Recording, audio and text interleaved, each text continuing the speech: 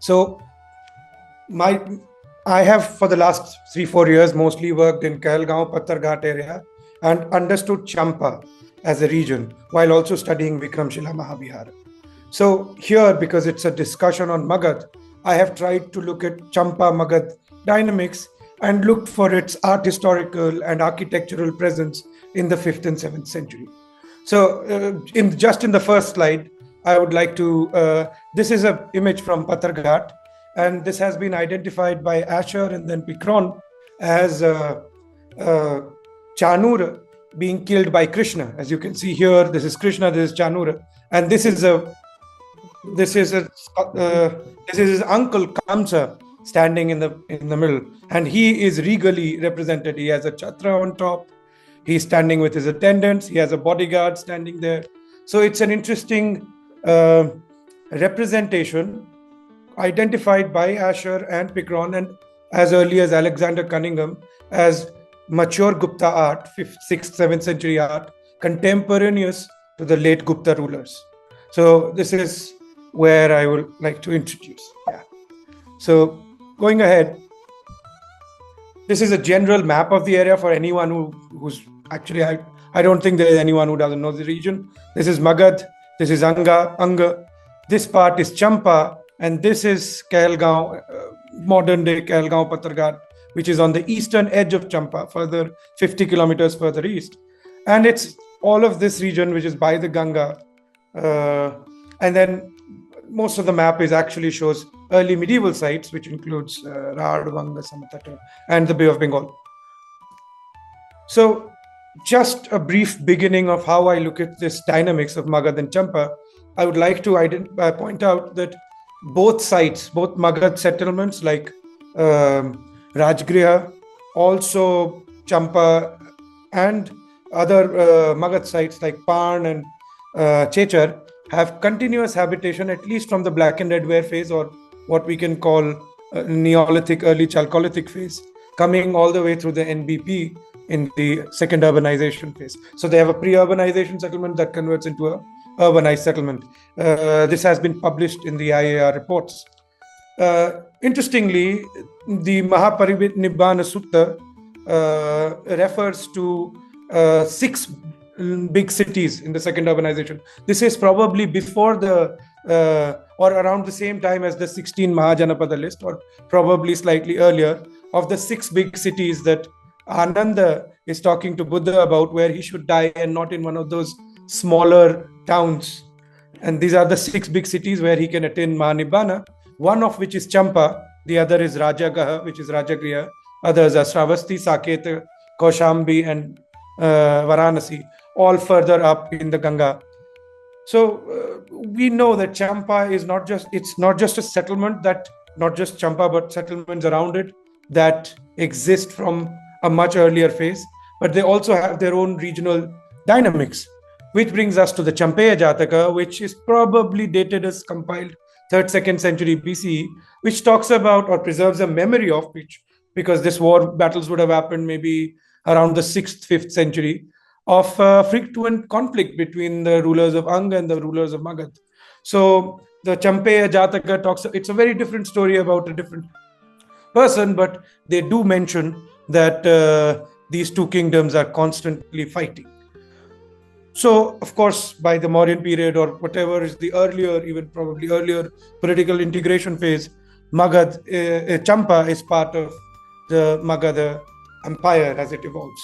Now, over time, we see from the Mauryan to the Gupta period, all the historic phase, we see some fluctuations, some shifts must have happened, local dynamics must have played a role. Definitely when Kharvel came up, he must have come up from across Champa, because he came from Bengal across Champa to attack Magadha. So we don't really know the exact history, but there is definitely some royal presence at different points wherever there is a strong kingdom or empire in Magadha, which is definitely the case with the Guptas. So to look at this relationship broadly, I would use Professor Romila Dapa's model of metropolis, core, and periphery to look at with Magadha as a metropolis, while Champa, which is a settlement that exists from 6th century BC, or rather 1000 BC at least, if not much earlier, 1500, 2000 BC. We have sites which which is a settlement in its own self, so big city. And then you have Rajgir and Magad as the metropolis settlement, and then you have peripheral regions. Now, so coming to the Guptas, because that's the more important part of my discussion, we know that the Guptas were definitely present in Champa. They started expanding eastward, and they constantly kept talking about it post Samudragupta. Samudragupta's expansions are more of a dominance. When we know that Chandragupta II had campaigned in Gaur and taken in territories. Then we know from Kumaragupta first to Vishnugupta, we have a lot of copper plates all across Bengal, as far as Srihatta, modern day Sylhet. So all across Bengal, we find Gupta presence. And mind you, Champa is the route that connects Magad to the Bay of Bengal and also with Bengal in general. So it's the gateway from where this transmission happens. That's why we probably start seeing the presence of mature Gupta art from the 5th to 7th century. This has been talked a lot. One presentation by Professor Beck has also talked about it here. And we also know another aspect of the Guptas, that they were patronizing architecture which represented their political semiotics. In case of the Udaygiri caves, both Willis, who in his Archaeology of Ritual, and Asher, talking about regal semiotics, says that Udaygiri is clearly, and I talked to Professor Gautam Shen Gupta, also a renowned art historian of the generation, who also agrees to this argument. So we know that Guptas are doing this kind of architecture around Vaishnava and other temple types which are directly regal. That's why both Professor Pikron and before him, Professor Asher in his book Art in Eastern India have identified Pattarghat. I would like to add Kahalgaon as well, in the cluster of Gupta sites which are from the mature Gupta phase and are and are patronized by the state. I'll now try to present few evidence for that. Before I present the evidence, I would like to introduce everyone to the area much more closely. This is Kahalgaon present day. This is the river Ganga. This is Kosi coming and merging into Ganga. This is the Chota Nagpur Hill. This is Rajmahal, modern day Sahibganj. And this is Ganga going northward. We have 3 small islets here, which are in Kahalgaon. They're in the middle of the river, and you have to take a boat to go there. And then there is Vikramshila further in. And these rocky ridges that you see, one here and the other one here, is Pattarghat. This is Pattarghat, and this is another small ridge that shows up near Kashri village. They are all important because I'll present evidence of sculptures and early temples from these areas. Now, before I get into that, I'd like to quickly and briefly introduce you to the Nagara temple style, different early Nagara temple styles that we have. I'll use these images. So, Vallabhi is a barrel vaulted roof or a cylindrical roof on top.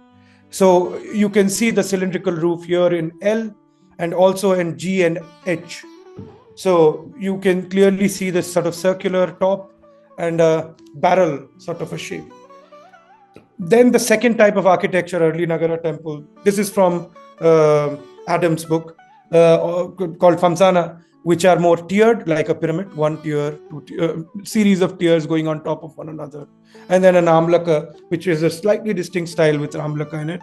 And the third style, which is the one that succeeded in the later phase, is the domed Kuta design, which is more like a bell of a lotus, which then develops in the later phase into the Latina styles, which we find all across Odisha and Jharkhand, etc. So now we come back to Kahalgaon. This is Kahalgaon and not Pattarghat, but this is a temple this is a rock cut temple on the site, and you can clearly see the square base. Then you see this sort of tower running up, and this has a barrel vaulted roof and a triangular design that's kind of coming out. The barrel vault is much more clearer here from the backside, although because of where you can see this sort of triangular designs going up, and the barrel vault basically evolves from the wooden style of architecture that was present earlier. So you would have two sort of bases on which you had piles or wood piles that would run to cover a barrel-shaped top on the roof. So you have this sort of triangular design, and then you have a barrel roof. This is not a clear picture, and I was slightly worried whether I can prove it. But then in the second season of fieldwork, I found this. This is a miniature form of that early Nagara temple. The scale is only 10 centimeters here. So this is not more than 60 centimeters wide. And it's a small sort of replica of the temple. You can clearly see this triangular sort of shrine area that you can have here. And you can see the barrel vault going that way. To help, we have this. So this kind of confirms that. You can clearly see a circular, sort of a cylindrical barrel vault with a line running in between. And you have these triangular sort of features that are coming out on the other side. I would like to just point out that from the 8th century, this could be slightly earlier than 8th. I cannot date it, but from the 8th century for sure, on one side in Western India, in the Telika Mandir in Gwalior Fort, we have a similar sort of a domed aticule with triangular sort of patterns coming on outside. And we also, on the east, we have it in Po Nagara Temple in Vietnam, which is on the coastal region, where you see the same design with a barrel roof on top here, and triangular sort of design that's kind of coming out. This so the cultural exchange is quite sure going of at least of temple architecture traveling quite a bit by then. Now, this is not something that I'm going to present here. I'm just going to briefly tell you that this is probably further studies that I can do. In Patharghat, over the years of exploration, I was able to identify multiple eticules. I think not less than 15, 16 eticules, some of which are preserved in the Vikramshila Museum. Others are just present in the Patharghat site and all along the temple area, where you can see eticules, which are a representation of the actual temple style. Many of them look clearly like barrel vaulted, a representation of a barrel vaulted roof. And if we follow Adam Hardy's conceptualization of this, this means that there was clearly a Nagara temple of which these images like Vayu here, Kartikeya here were part of.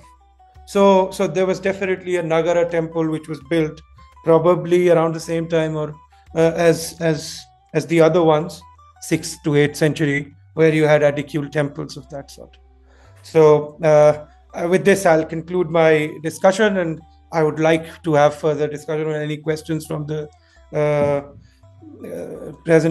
everyone present there. I'm really sorry I took longer. I'm pretty sure you're tired. And I'd like to end with an acknowledgement to District Administration Lakhisarai for organizing this.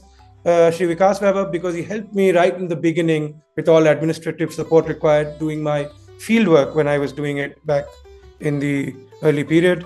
I also would like to thank and Bihar Police, of course, so the state's support. The Bihar Heritage Development Society permitted me to do the explorations. Professor Rob Linroth and Sushmita Nandini were there with me on the sites. Some of the pictures have been actually are Sushmita's pictures that I've used, and I've given credit, and I give her credit here again, because we just don't click pictures, we talk and we discuss this and we share ideas quite a bit. I've used the image of Telika Mandir from Royal Asiatic Society, so I've thanked them. Thank you everyone there. Also ASI Museum Vikramshila, because I've used some images from there, and for funding and everything else, IIT Guwahati, and of course the organizers of the Lakhisarai Academic Conclave. Thank you. I would love to have questions, if anyone has questions, to discuss it further. Fiona is smiling. Do you have anything to say? I would say it's great I didn't chat. Can you come here or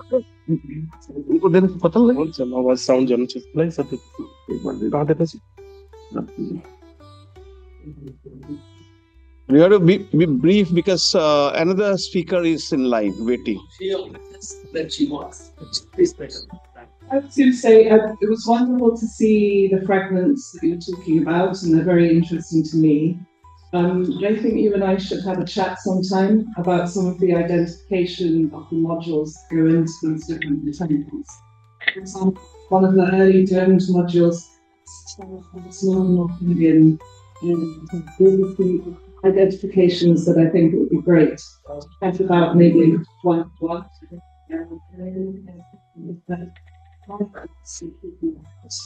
In the valleys, they themselves eating all the valleys. So you have valleys pressing out of valleys. So the Gavaksha, sometimes see that's a stylized valley. So mainly there are a few things, and I think it might be great if we just have a chat sometime. Yeah. Sure. Share his number to you. Absolutely, I would like to discuss this further. Thank you, Eshaan. Yeah. If there anyone else has a question, they can also write an email to me. I'm pretty sure my email ID is available. It will be made available by my colleagues there. You can write to me. Yeah, sure. It will be.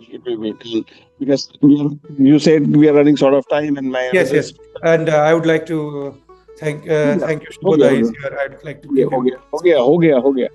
Thank you.